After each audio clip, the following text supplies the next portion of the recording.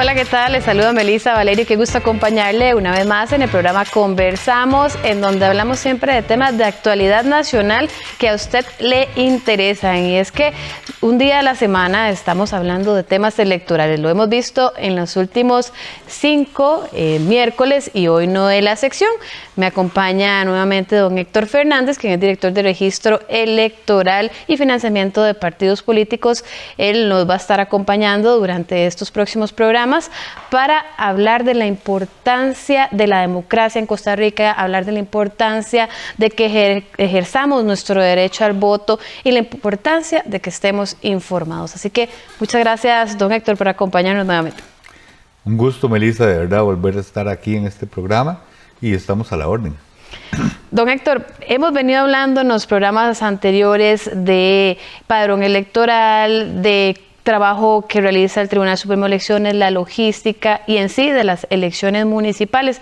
Pero yo quería aprovechar el día de hoy para hablar un poco general de la importancia de la democracia en nuestro país, porque a veces es algo que damos por hecho y es algo que olvidamos, pero cuando vemos conflictos internacionales como se están pasando en el Medio Oriente, como incluso pasan en este lado del mundo, uno no se da cuenta de lo bendecido que es de poder tener una democracia como la que se vive en nuestro país. Así que me gustaba o quiero poder dedicar este programa para hablar de la democracia y lo dichosos que somos los ticos de poder tener esta oportunidad de que instituciones como el Tribunal Supremo de Elecciones realicen esos procesos transparentes, informados, para que podamos ejercer nuestro voto. Tal vez no todos estén de acuerdo con nuestro voto, pero es nuestro voto y se respeta.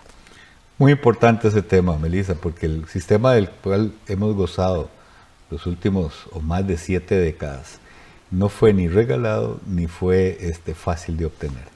Recordemos, es bueno buscar esos antecedentes, como desde finales del siglo XIX, principios del siglo XX, había una creciente necesidad de las personas de poder expresarse, de poder tratar de influir o decidir en cómo quería que fuera el gobierno, quiénes querían que comandaran el SOA. Recordemos que para esos momentos, por ejemplo, las mujeres no votaban.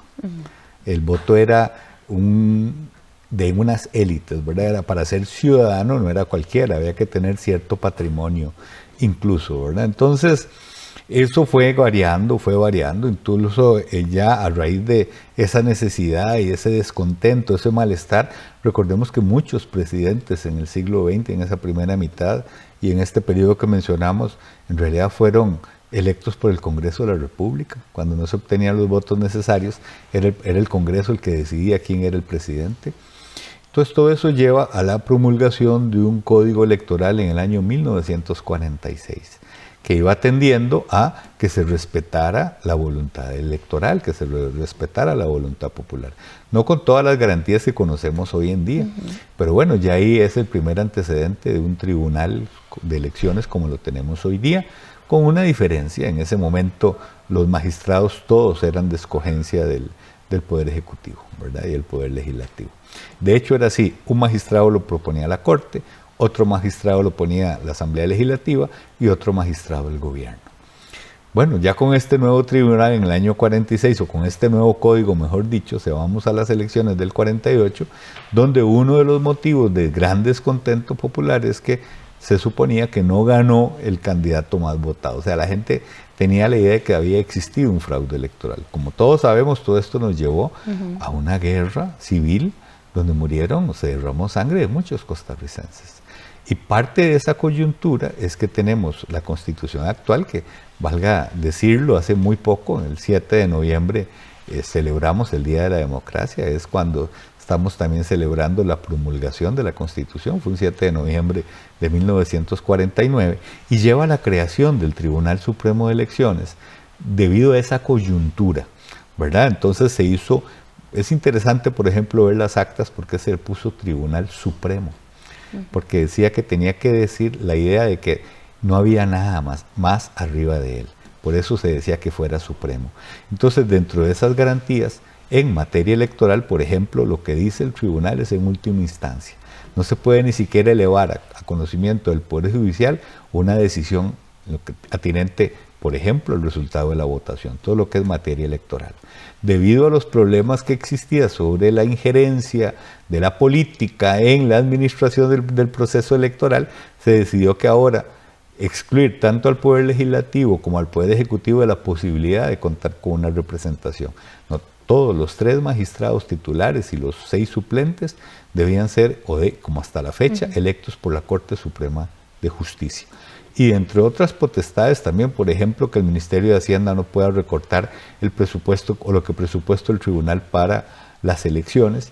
Y eso que le decía ahora, una decisión importantísima es pasar el registro civil a depender del Tribunal Supremo de Elecciones. ¿Para qué? Para asegurar que todas las personas puedan votar, ¿verdad? Que no va a ser una lista manoseada, que querían a ver quién quería votar o sacar al que no me... No, va a ser el registro civil con base en una serie de garantías el que va a conformar la lista provisional y luego la lista definitiva de electores. ¿Cuál ha sido el problema? Bueno, vea que las primeras elecciones que organizó el tribunal en el año 53, 58, 62, había bastante abstencionismo. Todavía tenía poca confianza la ciudadanía en que el sistema fuera a cambiar. En la medida que iban pasando las elecciones y cada vez iba confiando más la gente. Y llegamos en la década de los 70, de los 80, a participaciones incluso por encima del 80%, era apenas un 17% de abstencionismo. Y a partir del 98, pues empezamos a experimentar otra caída en el porcentaje de participación. Dicen los entendidos en la materia, los expertos, los académicos, que esto se tiene que ver por cada vez que tenemos, y por eso es que saco el tema a colación, cuando ya ha pasado o cada vez hay más distancia temporal entre un hecho concreto específico que llaman clivaje, que fue lo que dio origen al tribunal y al sistema tal cual hoy gozamos, y su situación. Entonces ya muchos jóvenes hemos nacido, me incluyo, ya cuando todo esto había pasado, ya muchos de las actuales que estamos ahora conformando el padrón, ya nacimos con este régimen, ¿verdad? Entonces, como usted decía ahora, pareciera que esto siempre va a estar ahí, que es inagotable, y no es así. La democracia es agotable, primero que nada. Depende de qué, de la participación y el interés de la ciudadanía en preservarla. Como se ha dicho en muchos autores importantes, no es que sea la panacea, no es que sea la mejor forma, pero por lo menos es la mejor forma actual que conocemos. No hemos encontrado otra que digamos, esto es mejor que la democracia. Don Héctor, vamos a hacer nuestra primera pausa comercial para seguir hablando de la democracia, y es que don Héctor nos acaba de dar una clase de historia que tal vez a muchos se nos ha olvidado, pero es parte de ese proceso que necesitamos recapacitar de cara a las próximas elecciones para también reconocer la importancia del voto que estamos efectuando en nuestro país. Ya venimos.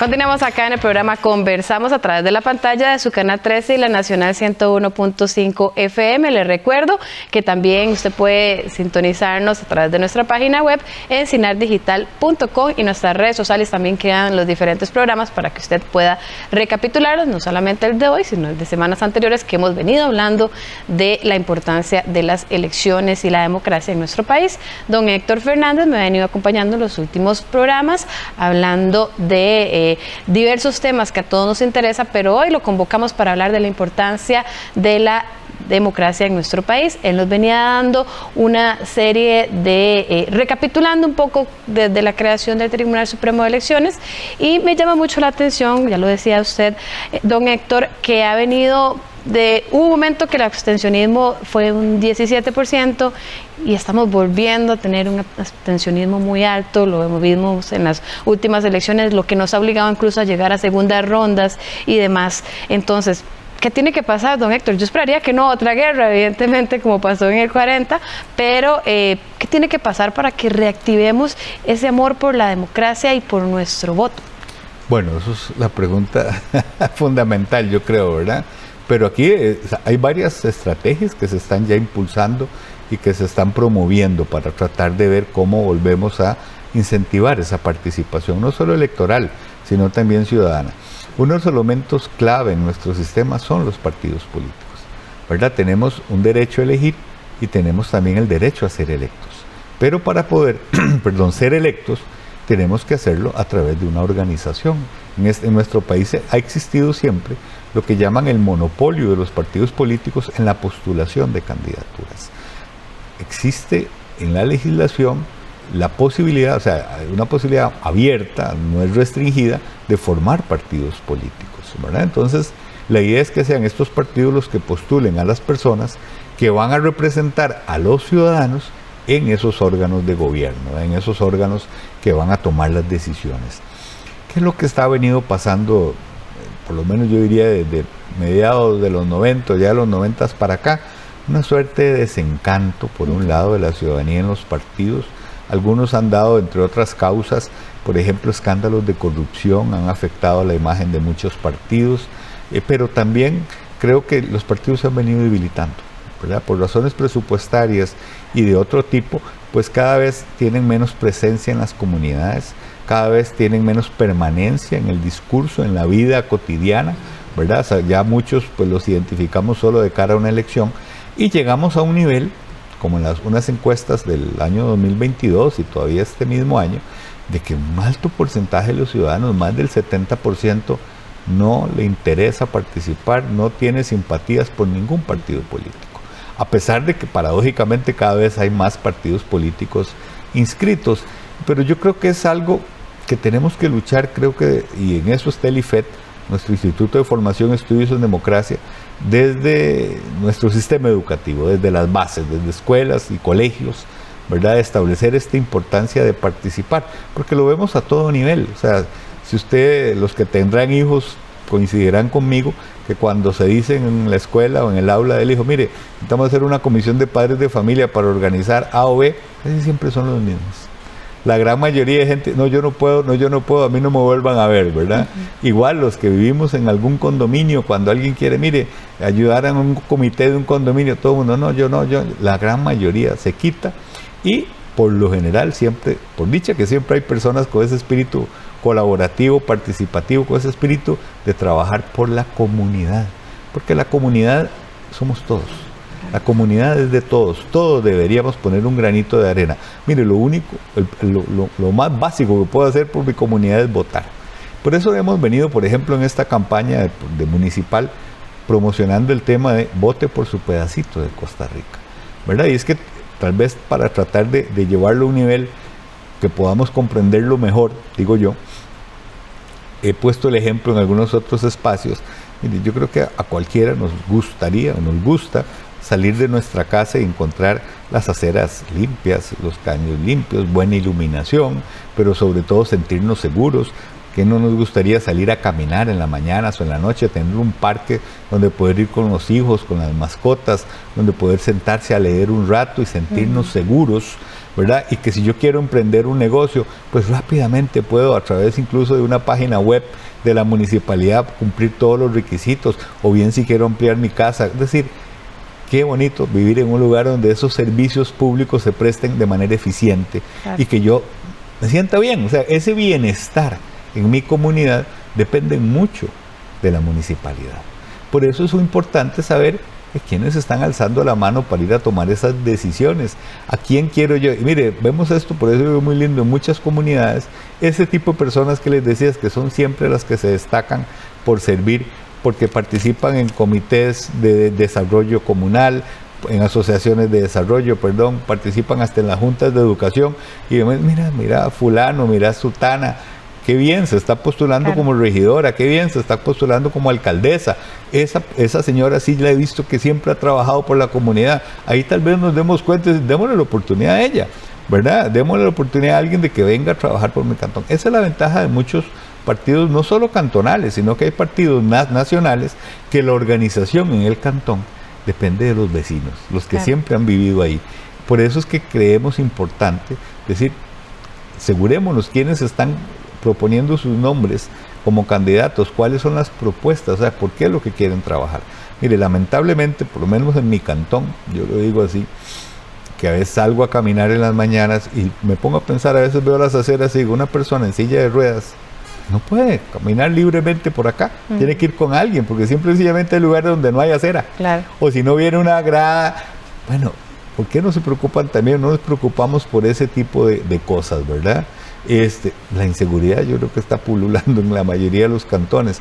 Bueno, pero esto es no es que simple y sencillamente tengo que desentenderme y decir, vean a ver aquellos que... No, tengo que mínimo informarme, mínimo decidir con mi voto, de verdad quién es el que creo yo me ofrece las mejores propuestas y creo yo que también va a trabajar en pro de ir poquito a poco tratando de resolver problemas o tratando de brindar mayor bienestar a la comunidad donde yo vivo. Por eso claro, creo que la democracia tiene esa virtud. Si el que ha venido haciéndolo no me gustó, llamamos al partido político, pero tengo la oportunidad en los otros 4 años volver los ojos a otras opciones, a otros partidos, para ver si las propuestas de esos otros sí pueden contribuir mejor a ganarlo. Pero ¿qué pasa si no voy a votar? Dejaré siempre un grupo en el que mejor se organice, claro, y tener más probabilidades de salir electo, porque si en un cantón donde viven 100, el que sale electo sale aunque sea que voten 5 por él, ¿verdad? Exactamente. Pero si van a votar solo 10, pues es más fácil que él saque 5 que si vamos a votar 80 y puede que otro saque más de sus 5, ¿verdad? Si es un grupo que no me interesa o que sus propuestas no me convencen mucho. Por eso yo creo que es importante informarnos, pero esa tiene la virtud de la democracia, que yo sé que va a haber una alternabilidad en ese poder, está así y que yo como ciudadano, tengo el poder de contribuir con mi voto a querer un cambio, a querer, o por lo menos a mantener, si es que la situación ha sido la contraria, se ha mantenido bien, creo que en esos 4 años han hecho bien las cosas, a decidir que se mantenga ese partido, por ejemplo, controlando la alcaldía o con mayoría en el consejo municipal. Pero ojalá que tengamos en cuenta que es lo único o lo más básico que puedo hacer por mi comunidad. Ojalá que nos entusiasmemos a participar, claro, más activamente en otras esferas. Don Héctor, vamos a hacer nuevamente una pausa, pero qué importante que dejemos claro que el no votar no es un modo de protesta, más bien estoy dándole la oportunidad que quien no quiero que quede, vuelva a quedar. Así que, bueno, más bien votar es una forma de protesta de que no estoy de acuerdo con lo que se ha venido haciendo. Vamos a hacer una pausa, ya venimos al último bloque del programa Conversamos.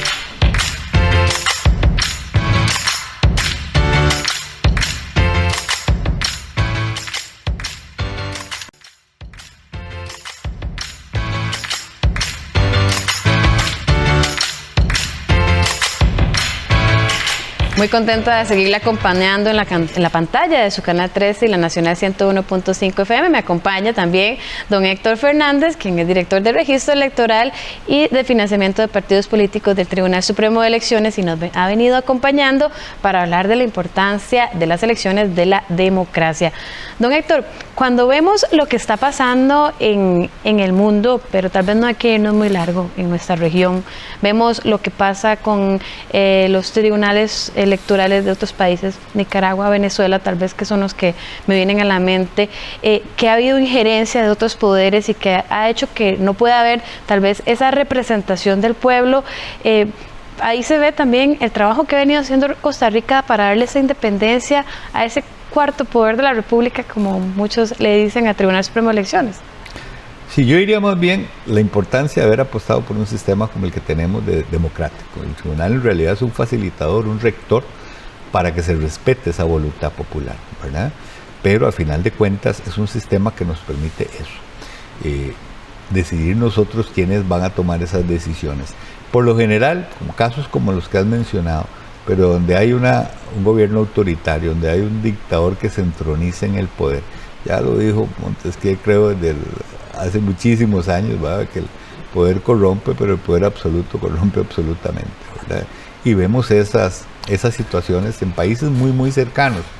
Hace poco veníamos para la casa en la noche y vemos en una acera en San José Centro una familia joven, una pareja joven, con 3 niños, creo que el menor de brazos, un niño tal vez de unos 4 años y otro de unos 7 años. Y yo decía, tomar la decisión de dejar atrás mi casa o mi país, para emprenderme una aventura que voy a tener que andar caminando, pasar por unos riesgos inimaginables como la selva del Darién, porque prefiero es arriesgar todo o nada para ir a ver a dónde puedo encontrar mejores condiciones para que mi familia se desarrolle en bienestar.